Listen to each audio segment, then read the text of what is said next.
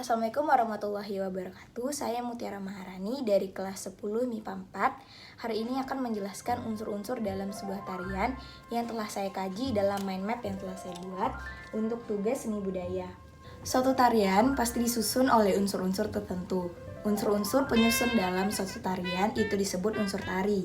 Unsur tari itu dibagi menjadi dua, yaitu unsur utama serta unsur pendukung. Nah, kenapa ada unsur utama? Unsur utama ini sendiri dibagi menjadi tiga, yaitu wiraga, wirama, dan wirasa.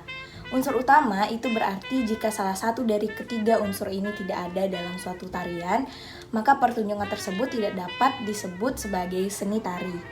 Makanya itu, tiga unsur utama ini sangat-sangat penting dan harus ada dalam suatu tarian. Nah, apa sih unsur-unsur utama itu?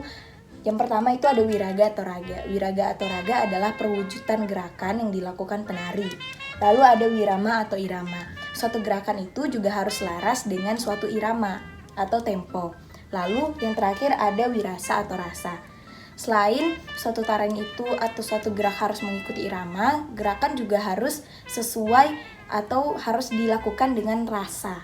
Lalu selain unsur utama ada unsur pendukung dalam suatu tarian. Yang pertama ada gerak. Gerak itu merupakan unsur dasar suatu tarian atau unsur terpenting dalam suatu tarian. Gerak sendiri dibagi menjadi dua, yaitu imitasi dan imajinasi.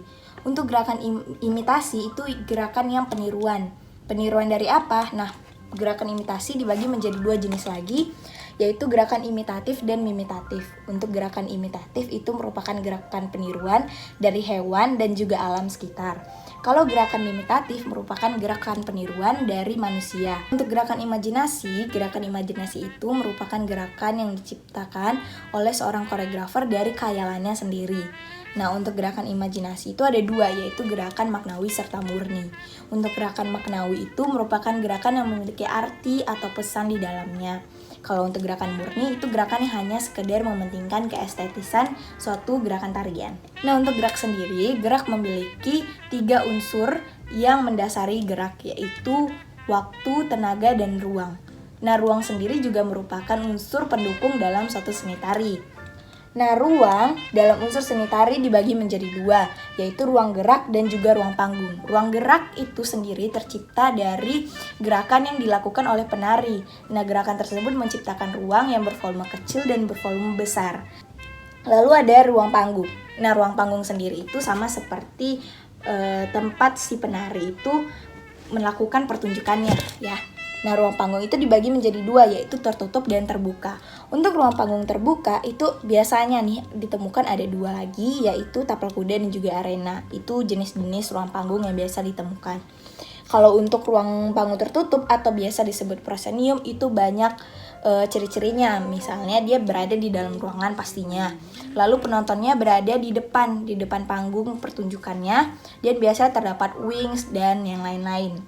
Lalu ada yang ketiga unsur dalam seni tari, yaitu busana dan tata rias. Busana dan tata rias ini merupakan kebutuhan sandang suatu penari saat ia melakukan tarian, yang dimana manfaatnya atau fungsinya juga dapat sebagai memperindah, memperjelas juga suatu tarian tersebut.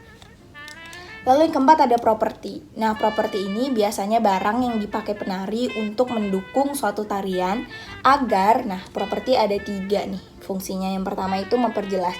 Memperjelas berarti dia memperjelas gerakan tari dan juga tema tarian. Yang kedua yaitu mendeskripsi. Nah, properti ini dapat mendeskripsi tema tarian.